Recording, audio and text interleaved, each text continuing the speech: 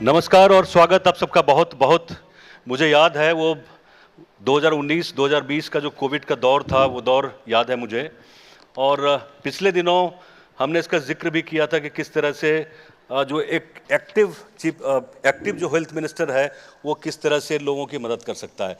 तो उसके ऊपर काफ़ी सारी प्रतिक्रियाएं भी आई थी। मंगल पांडे जी को याद है कि एक वक्त वो भी होता था कि शाम हो या दोपहर हो या आधी रात हो, 2 बजे भी लोग फ़ोन करते थे और रिस्पांस जहाँ तक हो सकता था सिस्टम के द्वारा दिया जाता था। अभी पिछले कुछ सालों में आप देख रहे हैं कि हेल्थ में आमूल चूल बदलाव हो रहा है। जो संस्थागत, जिसको हम इंफ्रास्ट्रक्चरल डेवलपमेंट कहते हैं, वो भी हो रहा है। पीएमसीएच का जो शक्ल है वो भी हम देख रहे हैं। जब भी हम गंगा पथ पे ड्राइव करके क्रॉस करते हैं तो आपकी नज़र अनायास पीएमसीएच पे पड़ती है, तो एक बड़ी सी जो बिल्डिंग की तस्वीर उभरती है, उससे लगता है कि ये कोई एक विश्व स्तरीय अस्पताल बन के तैयार हो रहा है, जिसका फ़ायदा न सिर्फ बिहार को बल्कि पूरे पूर्वी भारत के लोगों को मिलने वाला है। तो ये वक्त कितना लगाएगा, जो समय लग रहा है, मुझे लगता है कि कुछ हिस्से तो बन के तैयार हैं, लेकिन पूरी तरह से बन के कब तक तैयार होगा मंगल जी? ब्रजमोहन जी, सबसे पहले मैं न्यूज़ 18 को आभार व्यक्त करता हूं, धन्यवाद देता हूं कि जो बदलता हुआ बिहार है, बढ़ता हुआ बिहार है, विकसित होता हुआ बिहार है, उस तस्वीर को आपने लोगों के सामने रखने का हमें अवसर दिया है। और स्वास्थ्य सेवा के क्षेत्र में जिस प्रकार से बिहार की व्यवस्थाएं बदल रही हैं, उस संदर्भ में चर्चा करने का मुझे आपने अवसर दिया, इसके लिए हृदय से आभार व्यक्त करता हूं। अभी आपने पीएमसीएच की चर्चा की है। पीएमसीएच कुल 5,462 बेड का अस्पताल बन रहा है, जिसमें लगभग 5,540 करोड़ रुपए लगने वाले हैं। यह अस्पताल दुनिया का दूसरा बड़ा अस्पताल होगा और अभी 1150 बेड बन के तैयार हो गया, जिसका लोकार्पण अभी 1.5 महीने पहले माननीय मुख्यमंत्री जी से करवाया है। और उस नए अस्पताल के भवन में सेवाएं लोगों को मिलने शुरू हो गई हैं और कुल मिला के 2028 के अंत तक इस पीएमसीएच के 5,462 बेड के पूरे लक्ष्य को पूरा करना है। और ये जो अस्पताल बनेगा, ये 3 फेज में बनना है। अच्छा। तो ये फर्स्ट फेज जो है, ये फर्स्ट फेज का जो 2 ब्लॉक था वो उद्घाटन हो गया, तीसरा ब्लॉक भी अगले 3 महीने के अंदर उद्घाटित हो जाएगा जी। इसके बाद फिर सेकेंड फेज होगा और थर्ड फेज होगा। ये तीनों फेज जब तैयार होंगे तो 5,462 बेड होगा और ये 2028 के अंत तक इसको बन के तैयार हो जाना है। तो ये एक बहुत बड़ा चीज, बहुत बड़ी व्यवस्था, जिस पर पूरा भारत नाच करेगा, पूरा देश नाच करेगा अपने बिहार के इस काम पे, वो काम हम लोग कर रहे हैं और उस दिशा में हम आगे बढ़ गए। देखिए, आपसे कुछ तीखे सवाल भी मैं पूछना चाहता हूँ, इसलिए क्योंकि बिहार में 2 ऐसे क्षेत्र हैं, एक स्वास्थ्य है, दूसरा शिक्षा है। जो भी डेवलपिंग स्टेट्स होते हैं, डेवलपिंग कंट्रीज होते हैं, तो वहाँ इस तरह की चीज़ें होती हैं। तो आपको भी लगातार क्रिटिसिज्म का सामना करना पड़ता है। आपको पता है ये सोशल मीडिया का समय है, आप भी जवाब देते हैं, जवाब कम देते हैं, काम करने की कोशिश करते हैं, लेकिन लोगों की तरफ से जो कहते हैं बुके एंड ब्रिक बैट्स, 2 चीज़ अंग्रेजी में होती हैं कि पत्थर भी मारे जाते हैं और फूल के गुलदस्ते भी दिए जाते हैं। तो ज़्यादातर आपको किसका सामना करना पड़ रहा है? नहीं, देखिए, मैं ईमानदारी से बताऊं तो जो काम हम करते हैं वो अपने नेता के नेतृत्व में करते हैं। हमारे नेता नरेंद्र मोदी जी हैं, नीतीश कुमार जी हैं, और ये जो दोनों नेता हैं वो कर्म पर विश्वास करने वाले लोग हैं, कार्य पर और परिणाम पर। और कार्य यदि आप पूरी जज्बात और ईमानदारी के साथ कर रहे हैं और आपका मन कह रहा हो कि परिणाम सापेक्ष है, सही है, तो फिर आपके विरोध में क्या बयान दिए जा रहे हैं उस पर ध्यान नहीं देना चाहिए, या आपका क्या क्रिटिसिज्म हो रहा है इस पर ध्यान नहीं देना चाहिए। आपको काम करते जाना चाहिए और क्रिटिसिज्म का जो पॉजिटिव पार्ट है, जो आप सुधार कर सकते हैं, निश्चित रूप से उस पर भी ध्यान होना चाहिए कि यदि मुझे कोई शिकायत मिल रही है, कमी मिल रही है, तो उसमें हम जो कर सकते हैं वो जरूर उसको पॉजिटिव वे में लेना चाहिए। तो मैं भी जब से स्वास्थ्य मंत्री बना हूं, लगभग 8 साल पहले बना था, बीच का 1.5 साल छोड़ दीजिए, तो मैं लगातार स्वास्थ्य मंत्री हूं। इन वर्षों में किस प्रकार से स्वास्थ्य विभाग के गांव के अस्पताल से लेकर पटना के किसी भी अस्पताल तक परिवर्तन हुआ है, इसके लिए मुझे कोई सबूत देने की जरूरत मैंने कभी नहीं समझा। तो इतना जो क्रिटिसिज्म है इसका क्यों ये होता आपके खिलाफ? नहीं, मैं वही कह रहा हूं, मैंने कभी सबूत देना जरूरी नहीं समझा, इसलिए आप कभी नहीं देखे होंगे कि मैं आके कोई सफाई देता हूं। हाँ, जहां कहीं भी कमी दिखाई पड़ती है उसको ठीक जरूर करता हूं।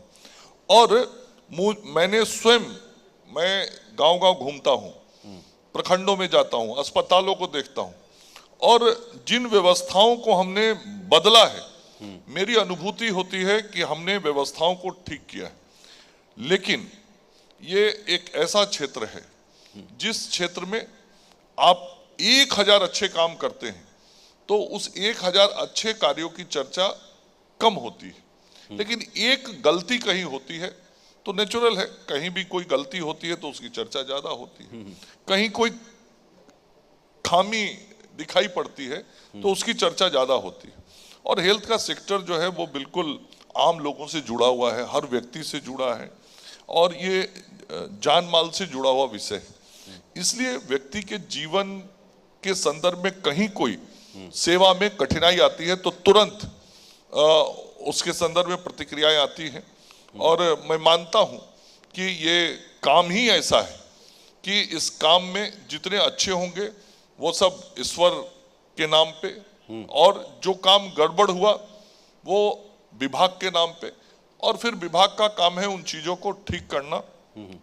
और यही सीखा है हमने इतने वर्षों में, और लगातार परिश्रम पूर्वक पूरी टीम ने, स्वास्थ्य विभाग के पूरी टीम ने काम किया। इसलिए मेरे पास समय बहुत नहीं होगा, नहीं तो एक एक चीज की चर्चा में यदि करूं। एक चीज जो मतलब मुझे लगता है लोगों के जहन में भी होती है कि इतना बड़ा अस्पताल आप बना रहे हैं, मतलब दुनिया का दूसरा सबसे बड़ा अस्पताल बना रहे हैं, उसकी मॉनिटरिंग और उसका जो व्यवस्थापन जिसको मैनेजमेंट कहते हैं, उसके लिए अब क्या करने जा रहे हैं? जनता ये सवाल इसलिए जानना चाहती क्योंकि वहाँ पहुँचना और तमाम तरह की जो दुरूह जो प्रणाली है, डिफिकल्ट प्रोसेसेस हैं, उससे लोगों को गुजरना पड़ता है। नहीं, देखिए, जो अस्पताल है, चाहे वो हमारा पट्टा का पीएमसीएच हो या गांव का अस्पताल, हम हर जगह पे टेक्नोलॉजी बेस्ड सर्विसेज अब दे रहे हैं।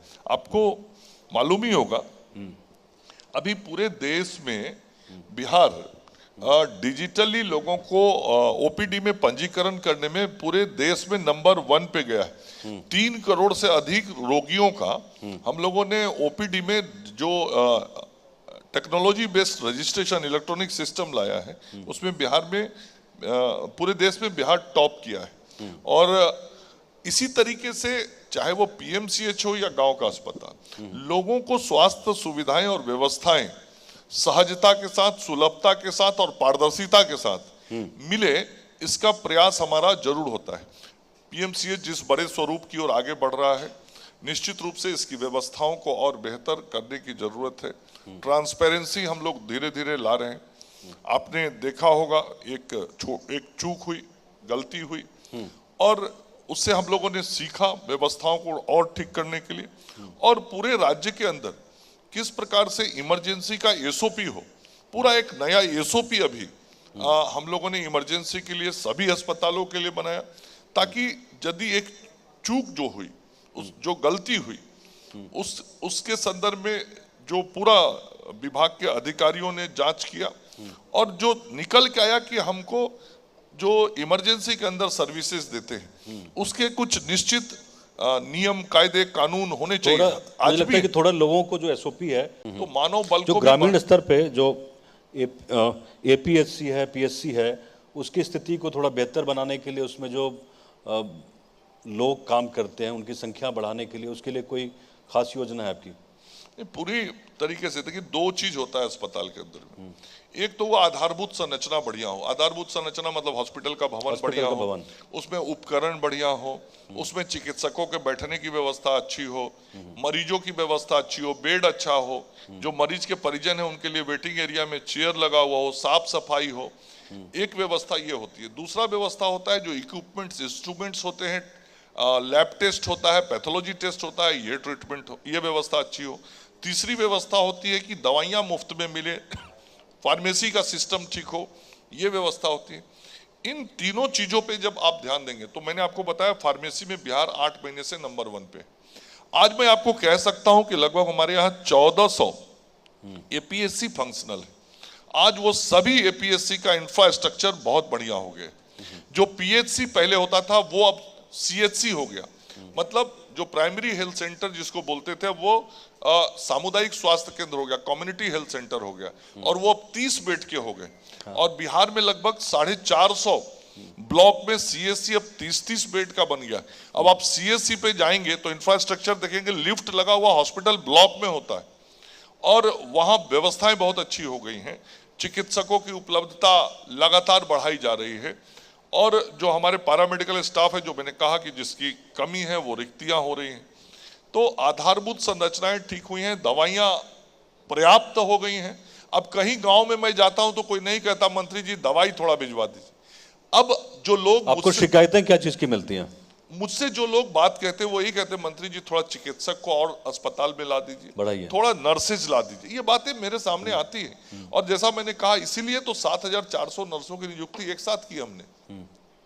हम 11300 जीएनएम की नियुक्ति करने जा रहे हैं, चिकित्सकों की नियुक्ति करने जा रहे हैं। हम भी मान रहे हैं कि ये हमको लोग मिलने चाहिए। और चिकित्सकों से भी मैं बार बार आग्रह करता हूं, निवेदन करता हूं, व्यक्तिगत रूप से भी, सामूहिक रूप से भी, कि आपको जहां सेवा करने का आग्रह हम कर रहे हैं, हो सकता है वो थोड़ा सुदूर क्षेत्र होता है, क्योंकि बिहार तो बहुत बड़ा है, बहुत बड़ा, 534 ब्लॉक है हमारे। तो इन सभी 534 प्रखंडों में इलाज आप करें, चिकित्सक अब जा भी रहे हैं। तो वो एक चैलेंज रहता है कि जो बहुत सीनियर डॉक्टर, मतलब जो स्पेशलिस्ट डॉक्टर हैं, वो थोड़ा नीचे जाएं, इसकी आवश्यकता है, और हम लोग प्रयास कर रहे हैं। अगर आप लोगों की सरकार बनती दोबारा चुनाव के बाद, तो क्या बदलाव, क्या अपेक्षित है बिहार में? किस तरह का बदलाव देखना चाहते हैं आप? नहीं, देखिए, मैंने स्वास्थ्य सेवा के क्षेत्र में जहां तक बात है, अब आधारभूत संरचनाएं बहुत बेहतर हो गई हैं, उसमें और थोड़ा 10% और सुधार करने की जरूरत है। मॉनिटरिंग ऑलवेज, वो तो कभी भी, हमेशा मॉनिटरिंग यदि गड़बड़ हुआ तो चाहे आप लाख बढ़िया व्यवस्था खड़ा कर दीजिए, वो व्यवस्था गड़बड़ हो जाएगा। तो आप एक्सेसिबल होते, फोन उठाते हैं लोगों का? अब इसका उदाहरण स्वयं आप हैं, मैं दूसरे किसी के बारे में नहीं बोलूं। नहीं, मैं तो पत्रकार हूं, मेरा उठा लेते हैं, बाकियों का नहीं, मैं जो लोग शिकायत करते हैं, आप पूछ सकते हैं। हाँ, जब मैं कहीं व्यस्त हूं किसी काम में, कार्यक्रम, कॉल बैक करते हैं लोगों को? मैं कॉल बैक करता हूं। एक फोन मेरा लिखा जाता है, अच्छा, मेरे जो सहयोगी होते, और मैं कॉल बैक करता हूं। और मैंने अपने यहाँ ऐसी व्यवस्था बनाई है, आवासीय व्यवस्था, चूंकि मैं स्वास्थ्य मंत्री हूँ, तो लोगों की कभी कभी अस्पतालों में जो कठिनाई होती है, तो उनकी अपेक्षा होती है कि मंत्री जी के यहाँ बोलूंगा तो तुरंत मुझे मदद मिलेगी, मिलती भी है। तो मैंने अपने आवासीय कार्यालय में भी ऐसी व्यवस्था बनाई है कि सुबह 9:30 से रात 10 बजे तक किसी को भी राज्य में यदि कोई कठिनाई, और वो मेरा लैंडलाइन नंबर, मेरा मोबाइल नंबर लगभग लोग जानते हैं, आजकल तो गूगल का जमाना उस पर रहता है। तो लोग जहां हमसे कुछ मदद की अपेक्षा करते, तुरंत हमारे कार्यालय से या मेरे स्तर पे कोई सूचना आती है, चाहे वो मुझे एसएमएस से आ जाए, व्हाट्सएप से आ जाए, मैं तुरंत उसको तत्परता से जो भी मदद करा सकता हूं। क्योंकि मैं तो कहाँ हूं मालूम नहीं, बिहार भर घूमता रहता हूं, कहीं काम से रहता हूं, लेकिन बिहार के किसी भी क्षेत्र से किसी के भी मदद के काम में आ जाऊं तो मेरे दिल को भी बहुत तसल्ली होती है। तो रात में भी फोन उठा लेते हैं कभी कभी? मैं रात को 12-1 बजे तक तो फोन उठाता हूँ, 4-5 घंटा जरूर सोता हूँ मिनिमम, इतना पक्का है। चलिए, बहुत बहुत। और कुछ कहना चाहते हैं बिहार की जनता को? मैं बिहार की जनता से एक आग्रह जरूर करना चाहता हूँ। जो स्वास्थ्य व्यवस्थाओं में हमने सुधार किया है, उसको आप जाके अस्पताल में देखिए। पुरानी सोच, पुराना जो देखा हुआ सरकारी सिस्टम है, उसके आधार पे आप आज मत विचार करिए और ना ही टिप्पणी करिए। आप एक बार अस्पताल जरूर जाइए। और मैं गांव के लोगों से, मैं जब गांव में सभाएं करता हूं, और आपके माध्यम से भी मैं लोगों से अपील करता हूं कि आप स्वस्थ हैं, फिर भी जो बेसिक आपका टेस्ट होना है, पैथोलॉजिकल टेस्ट, बेसिक आपको डॉक्टर से जो टेस्ट कराना है, आप 2 महीने में एक बार गांव के अस्पताल में भी, जो हमारा हेल्थ एंड वेलनेस सेंटर है, जो सबसे छोटी इकाई, वहां पर भी हेमोग्लोबिन का टेस्ट आपको हो जाएगा, शुगर का टेस्ट हो जाएगा, डायबिटिक टेस्ट हो जाएगा, हाइपरटेंशन का टेस्ट हो जाएगा। डॉक्टर आपको और छोटे चीजों को देख सकते हैं। तो आप 2 महीने में एक बार मेरे अस्पताल में आके ऐसे ही छोटा डिटेल रूटीन चेकअप तो नहीं हो सकता, सारा इक्विपमेंट्स तो ऐसे छोटे अस्पतालों में नहीं होते, लेकिन एक सामान्य चेकअप जरूर मेरे अस्पतालों में आके कराइए। इसका निवेदन मैं आज के इस कार्यक्रम के माध्यम से भी बिहार के सभी लोगों से करना चाहता हूं। और आप जब मेरे अस्पताल में आएंगे, हमारी व्यवस्थाओं को देखेंगे, तभी आपका कॉन्फिडेंस लेवल भी बढ़ेगा और फिर आपके कुछ सुझाव भी होंगे, तो हम उसके अनुसार उसमें और बेहतरी करने का भी काम करेंगे। इसलिए यही मेरा आग्रह है कि सभी लोग स्वस्थ रहें, निरोग रहें, और स्वस्थ निरोग रहने के लिए हमारे अस्पताल में कम से कम 2 महीने में एक बार 15 मिनट का समय जाके जरूर दें। बहुत अच्छी बात है। एक आखिरी सवाल आपसे पूछ लेता हूं, मुझे लगता है कि ये बिहार की जनता से जुड़ा हुआ सवाल है।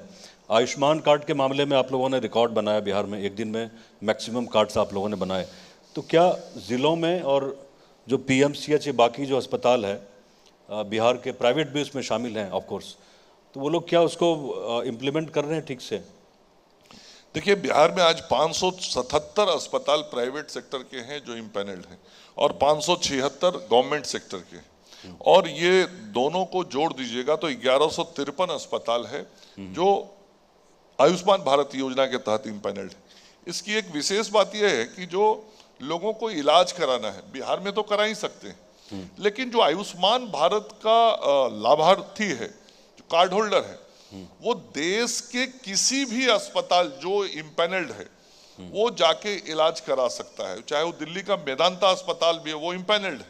तो कुल 29,000 अस्पताल देश में इम्पैनल्ड है, और इस 29,000 अस्पताल में आयुष्मान भारत का कार्डधारी 5 लाख रुपए तक का अपने परिवार का मुफ्त इलाज करा के आ सकता है, और आता भी है। मैं केवल पिछले वित्तीय वर्ष का उदाहरण आपको दूं, पिछले साल जो 2024-25 का फाइनेंशियल ईयर था, उस फाइनेंशियल ईयर में 980 करोड़ रुपया केवल गरीब लोगों के इलाज पर आयुष्मान भारत योजना के तहत खर्च हुआ है। अब सोचिए, यदि वो 980 करोड़ रुपया भारत की सरकार और बिहार की सरकार मिलकर न खर्च की होती तो किसका पैसा खर्च होता? गरीब का होता। तो वो जो गरीब का पैसा न खर्च हो, सरकार करे, ये काम हम लोग कर रहे हैं। और कार्ड बनाने में बिहार 3 करोड़ 97 लाख कार्ड लगभग बना चुका है। हम 4 करोड़ अब के करीब पहुंचने वाले हैं। पूरे देश में कार्ड बनाने में हम तीसरे नंबर पे हैं। 1 नंबर तो हो नहीं सकते, यूपी हमसे दुगना आबादी है, तो कभी भी वो हमसे आगे रहे। मध्य प्रदेश हमसे 25 लाख 30 लाख करीब आगे है। तो बहुत जल्द जिस तरीके से हम लोग प्रयास कर रहे हैं, अभी एक अभियान चलाया हम लोगों ने, तो उसमें 17 लाख एक साथ बना लिए 10 दिनों में। ऐसा ही 1-2 अभियान और चला के हम देश में दूसरे नंबर पे आ जाएंगे, क्योंकि दूसरा ही हो सकते हैं, वो फर्स्ट हो नहीं सकते। यूपी का पॉपुलेशन हमसे जस्ट डबल है। तो इस कार्ड को भी बनाने में बताऊं, आज यदि 3 करोड़ 97 लाख है, तो आपको बताऊं कि 2022 तक लगभग 80 लाख कार्ड बना था इस बिहार में। चूंकि उस वक्त आपको ध्यान में होगा 2-2.5 साल तो हम लोग का कोरोना में चला गया था, और 2022 अगस्त से लेके 2024 के फरवरी तक केवल 9 लाख कार्ड इस राज्य में बना था, और लगभग 90 लाख हुआ था। आज मैं कह रहा हूं 3 करोड़ 97 लाख। पिछले 14 महीने में केवल 3 करोड़ 7 लाख आयुष्मान कार्ड हम लोगों ने बनाने का काम किया। तो इस तरीके से जब डेडिकेशन हो मन में तो रिजल्ट आते, तो इस तरीके से काम किया है।